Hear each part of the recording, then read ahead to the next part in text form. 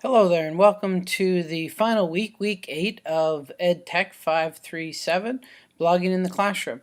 Um, I guess the end is really in sight here now because we've got 7 or 8 days left in the course. So, first of all, I guess congratulations for making it this far.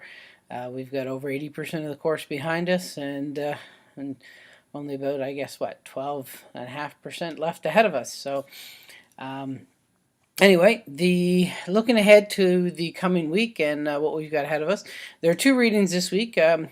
They both focus upon how to establish one's identity as a blogger and how blogging can be used to create both a teaching and a academic, or for lack of a better term, an online identity.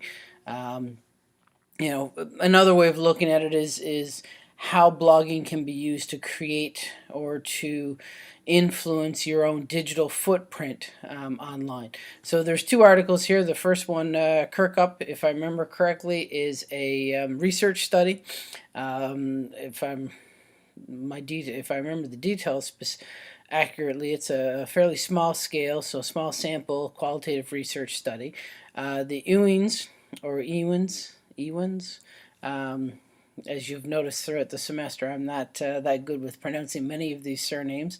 If I remember correctly, this guy is Scottish. So, um, if this the Ewing's article, I believe, is he looks at his own experiences as a blogger and also looks at it through the lens of two other individuals, two other academics, and sort of um, presents this idea of how to create that online image or that digital footprint through the use of blogging. Now, in both cases, they look at it in terms of academics, so faculty members blogging, but I suspect that as you read through it, the lessons that you see there, the things that they're pulling out, will be just as applicable to teachers as they would be to university faculty.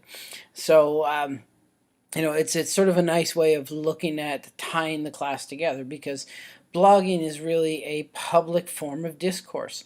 Regardless if you're using it as a class blog, or you're actually having your students blog, or if you're blogging personally, it's out there, it's available for others, so it becomes part of your larger digital footprint, and what you become known for, or at least what people can find out about you as they go looking for things, as they go Googling you, essentially.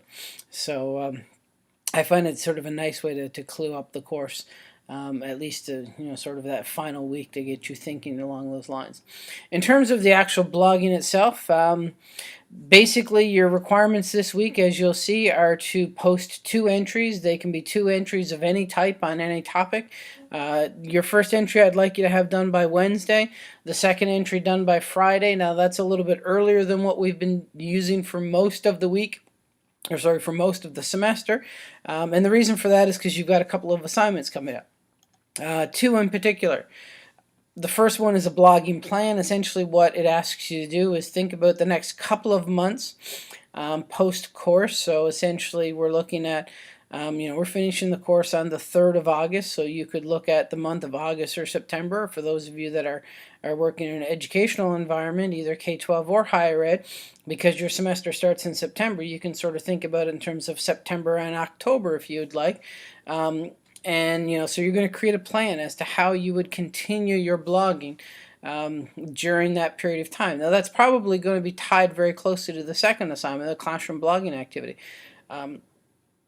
Regardless of how you plan to blog personally, you may decide to use a class blog, you may decide to blog with your students, or you may just decide to, blog personally. What I'd like you to do in this final assignment is to create an activity where you would actually have your students blogging in some way, shape, or form. So if you go back to week 6, remember those 3 models of blogging that we did, the class blog versus commenting on the instructor's blog versus responding on your own blogs. one of the reasons we did that back then was because, and I mentioned it at the time, to get you started to think about how you might structure a classroom blogging activity. So that's the other assignment that's due this week. Now, in most instances, the classroom blogging activity is something you're probably going to do up in Word, because it's going to be like a lesson plan kind of thing with a rubric in it, and you're going to have, the standards that you're going to attempt to meet with your blogging activity as a part of whatever curriculum you're responsible for. So that's probably going to be a file that you upload into Moodle. Now, the blogging plan, on the other hand, could go one of two ways, and students in the past have done it one of two ways, and both ways are perfectly acceptable. The first is to actually put it together in some kind of Office document. Some people use a calendar template out of PowerPoint or out of Word, and they upload that. But some people actually create a blogging plan that gets posted to their blog. And you'll see in the course of this week, when I post my sample activity for this particular item, you'll see that I post it to my blog. And that's a perfectly acceptable format to follow. So if that's how you want to go about doing it, that's perfectly okay. The sample that I'll post will be an entry on my blog.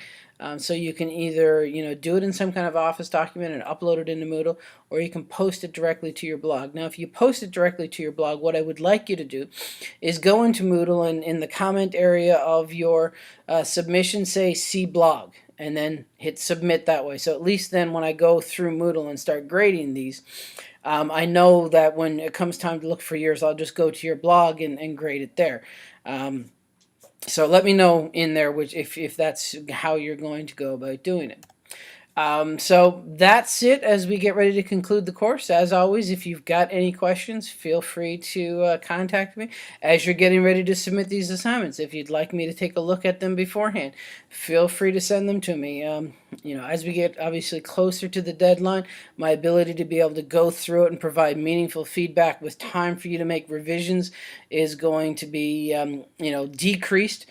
So if that's something you'd like to do, and I've probably mentioned it in the emails that I've been sending out at the beginning of each week, but try to essentially do that if you feel that would be useful. And I know in the past, students that have done that have tended to do much better than students that don't, only because you get a chance to essentially for me to take a look at it and say, okay, here's the things that I would change in order to address the things that I need to see or that I want to see in these particular assignments. So, feel free to take advantage of that. So if you've got any questions or you'd like to, do that particular thing, feel free to contact me. Email, as always, is the best way of getting a hold of me. And I look forward to concluding this 8-week journey with you over the next 7 days.